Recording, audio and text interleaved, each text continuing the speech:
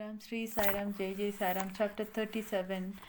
In this chapter, Hemant Pant, after making some preliminary observations on some points of Vedanta, describes the Chavdi procession. Preliminary. Blessed is Sai's life for his devotees, blessed is his daily routine.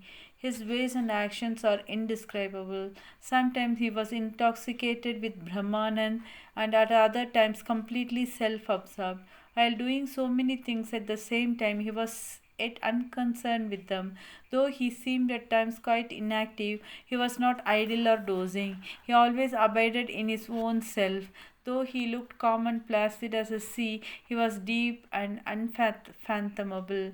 Who can describe his ineffable nature? He regarded men as brothers, women as sisters and mothers. He was a perfect celibate, as everybody knows. May the knowledge we got in his company last long unto death. Let us ever serve him with wholehearted devotion at his feet. Let us see him in all beings and let us constantly remember his name. Hemant Pant, after making some lengthy dissertations on some topics of Vedanta, which he himself considers as a digression, goes on to describe the Chavdi procession. Chavdi procession. Baba's dormitory has been already described. One day he slept in the masjid and on the next in the Chavdi near the masjid. He slept in the masjid and in the Chavdi on alternate days. This alternate sleeping at both these places went on till Baba's Mahasamadhi. From 10th December 1909, devotees began to offer regular worships to Baba in the Chavdi. This we will now describe with his grace. When the day of retiring to the Chavdi came, people flocked to the masjid and did bhajan in the mandap for a few hours. Behind them was a beautiful palanquin, to the right a Tulsi Vrindavan, and in front Baba adorned his seat, and there were the devotees singing bhajan.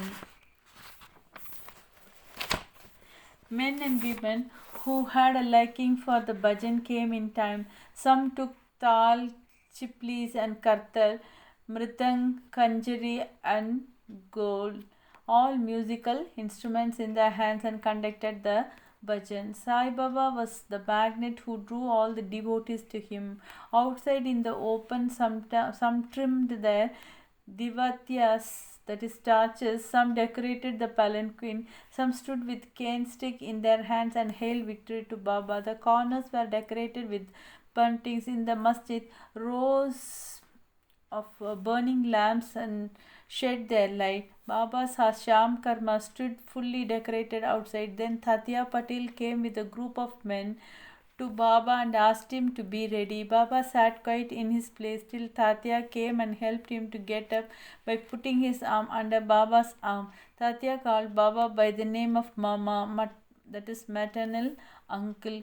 Really, their relationship was extremely intimate. Baba wore on his body the usual kafni, took his satka under his armpit, and after taking kafni, took his satka, his chilim and tobacco, and placing a cloth over his shoulder, became ready to start. Then Tatya placed a golden embroidered beautiful shela over his body. After this, Baba himself put a few fuel sticks into the duni to keep it alive, and with his right hand extinguished the lamp burning near the duni, and then started for the chavdi. Then all sorts of musical instruments, band and horns, etc., gave out different sounds, and fireworks exhibited various colored views. Men and women singing Baba's name started walking doing bhajan to the accompaniment of mridang and veena. Some danced with joy and some carried various flags.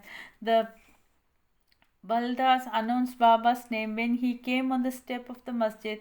On the two sides of Baba stood persons who held charmers and others who fanned Baba. On the way were spread folded folds of cloths which Baba walked on, being supported by devotees' hands. Tatya Patil held the left hand and Mahalspati the right, and Babu Sahib Jog held the chatra over his head. In this fashion, Baba marched on to the Chavdi. The fully decorated horse named Sham Karma led the way, and behind him were all the carriers, waiters, musical players, and the crowd of devotees. Harinam was being chanted to the accompaniment of music as also the name of song. In this manner, the procession reached the corner, and everyone who joined this party seemed pleased and delighted. On reaching to this corner, Baba stood facing the Chowdi and shone with a peculiar aura. It seemed as if the face of Baba took over the glory of the rising sun. Baba stood there with a concentrated mind facing the north as if he was signaling something. All the instruments played music while Baba moved his right hand up and down for some time. Kaka Sahib Dikshit at this time came forward with a silver plate containing flowers besmeared with gulal and threw them on Baba's body off and on. The musical instruments played their best at this juncture, and Baba's face beamed with radiance and beauty, and all the persons viewed with lustre to their heart's content. Words fail to describe the splendor of this scene. Sometimes Mahalspati began to dance as if possessed by some deity, but all were surprised to see Baba's concentration was least disturbed. With the lantern in his hand, Tatya Patil walked on Baba's left side and Bhagat Mahalspati on the right, holding in his hand the hem of Baba's garment. What a beautiful procession, and what an expression of devotion to witness this women and men, poor and rich folk there. Baba walked at very slow pace. Bhaktas followed on both sides with love and devotion, with joy permitting the whole atmosphere of the place. This procession reached the Chowdi. Those days are gone now. Nobody can see them in the future, but by remembering and visualizing that sight, we can bring solace and ecstasy to our mind. The Chowdi was also fully decorated with a good white ceiling, mirrors, and many sorts of lamps. On reaching there, Tatya went ahead and spread an asan, and placing a bolster, made Baba sit there and made him wear Angarka. Then the devotees worshipped him in various ways. They put a crown on his head with a tuft above, placed garlands of flowers and jewels around his neck, and marking his forehead with much vertical lines. They gazed at him for long at their heart's content. They changed his head dress now and then held it aloft on the head, fearing that Baba might throw it away. Baba knew that the Bhaktas wished for the meekly submitted to all their ways without objection. With these adornments, he looked wonderful and beautiful.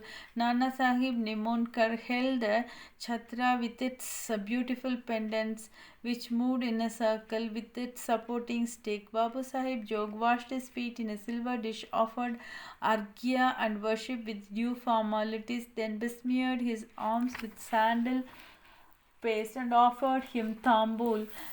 Baba sat on the asan while Tatya and others kept standing. When Baba sat on the gadi, supporting himself against the bolster, devotees on both sides waved chamas and fans.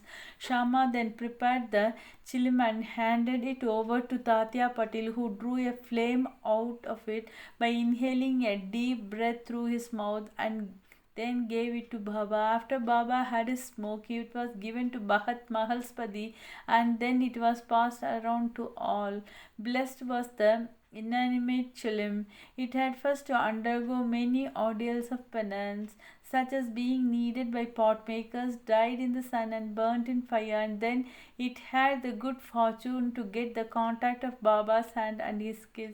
After this function was over, devotees put garlands of flowers around his neck and gave him scent of bunches of flowers. Baba, who was an incarnation of dispassion, cared a fig for all these necklaces of jewels and garlands of flowers and other decorations, but out of real love to his devotees, he allowed them to have their own way and to please themselves. Finally, Babu Sahib Jog waved the aarti over Baba, observing all formalities, and the musical instrument played their auspicious tunes.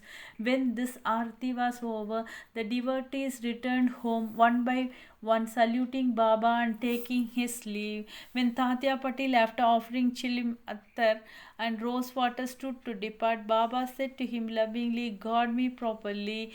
Go if you like, but return sometimes at night and inquire for me."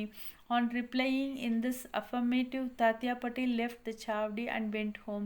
Then Baba himself prepared his bed. He arranged some sheets one upon another, and thus making his bed, went to rest. We shall also now take rest and close this chapter with a request to the readers that they should remember Baba and his Chavdi procession daily before they retire and go to bed. Bow to Sri Sai. Peace be to all. Thank you.